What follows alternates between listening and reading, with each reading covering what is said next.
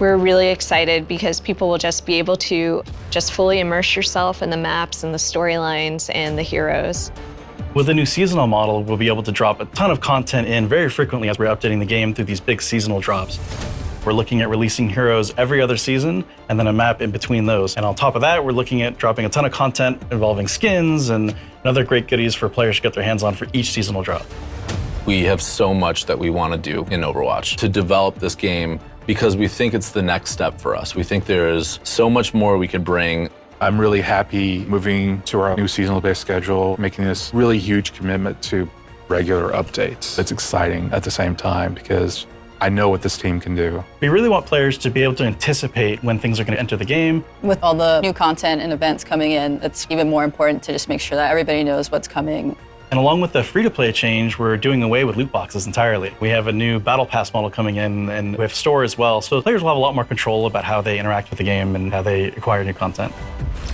We've been working on so many things over the past couple of years. I'm most excited for folks to see some of the new heroes that we've been kind of cooking up. It's a bunch of different reasons why we choose to make a hero. We're trying to follow the narrative, pick the hero that makes sense, or do we need to create a hero that answers this meta, counters a certain strategy that's too strong in the game? We've got 2 more supports and another tank in just the first couple of seasons. And we're still working on new characters for a year and a half down the line as well. There's characters that folks have already seen glimpses of in the story. And there's also characters that you've never seen before, never heard about.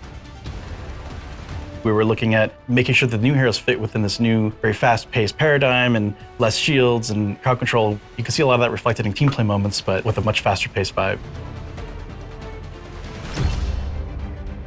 We want to push the sci-fi, the futuristic feeling of maps. There's a touch of sci-fi everywhere you look. So this is something that was a little bit more subtle in Overwatch 1. We really want players to feel that the world takes place in not so distant future. Coming up next is Rio. Rio, new PvP map. Pretty sure everybody's gonna love that one as well. It's a great map. It's close to the team. Many people on the team are from Brazil, so it was kind of fun to inject the culture, the colors, the vibe into this map. There's a map that takes place in Portugal. This map is pretty close to the team because our lead environment artist, he's from Portugal. People from the location should really get a sense that we've done a ton of research and we were very inspired, and I think we captured it pretty beautifully in the game. It is a push map, one of the newest game modes, and we tried some pretty interesting layouts for this one, so we hope the players like it. We definitely want the game to feel like a globe-trotting adventure. There's new types of content from what you're used to in Overwatch 1. We have charms, we have banners. The current Mythic Skin that's in the works, that I worked on actually, is for Genji. He's got this kind of cyberpunk Japanese demonic theme. Mythic Skins are meant to be this next tier of skins above legendary. We want players to be able to go in there and pick and choose certain pieces meant to be this extra awesome legendary skin that you can customize. We're concurrently developing quite a few Mythic Skins. They're going to be released over the seasons. All this amazing stuff, all of the amazing skins. For weapon charms, really what we're looking for there is just for the players to be able to express themselves and dress their character up. One of our core tenets on Overwatch visually is to focus a lot on the first-person view. We want you to be able to see it and enjoy it while you're playing the game. One thing that was really important to us was to make sure that players, if they earn anything in the game anywhere, that they're able to use it everywhere. So if you earn something on console or on PC or on Overwatch 1, you can always use it in anywhere in Overwatch 2 as well. And with each new season, there'll be a ton of new content and a new battle pass as well. These seasonal updates will allow us to be constantly infusing the game with new content, new heroes, new maps.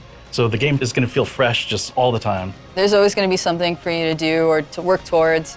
There's never going to be a point where you're like, gosh, I don't have anything to do. Being able to provide players with new heroes every so often, new maps. It is going to be a growing and an evolving game. There's so much for us to explore as we move forward. Get ready. It's going to be really exciting, really fun.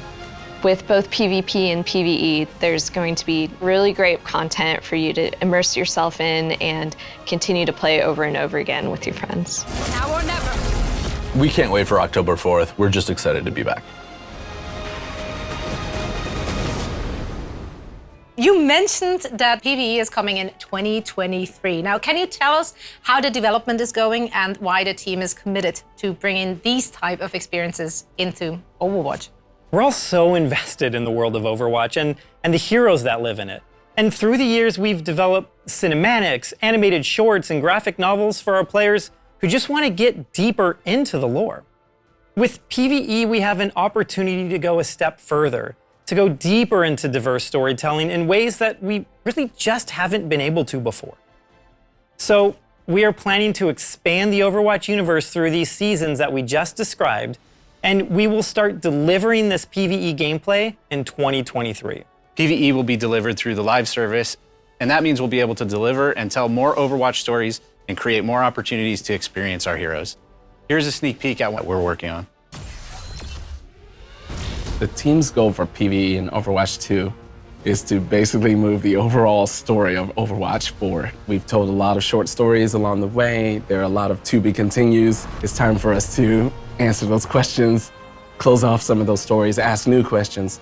So the new game will definitely move the overall canon of the lore of Overwatch forward. Get those doors open! For the PvP live service, for certain seasons, you're also going to get some PvE maps. You'll be fighting Null Sector in at least some of the maps. They've come back and they're mad, so it's Overwatch's job to take them out. There's going to be content for you to immerse yourself in and continue to play over and over again. A lot of the older guys from the original Overwatch team, they're coming back, but they need help with some of the younger generation like Brigitte and Lucio. So we're going to tell the story of how Overwatch basically gets back together. Another thing we want to do with the story is to showcase more of where the characters are from. For example, Torbjorn is from Gothenburg. Players will get a chance to see what Torbjorn's factory looks like. You can play PvE with your friends and immerse yourself in the world and stay inside of it a little bit longer.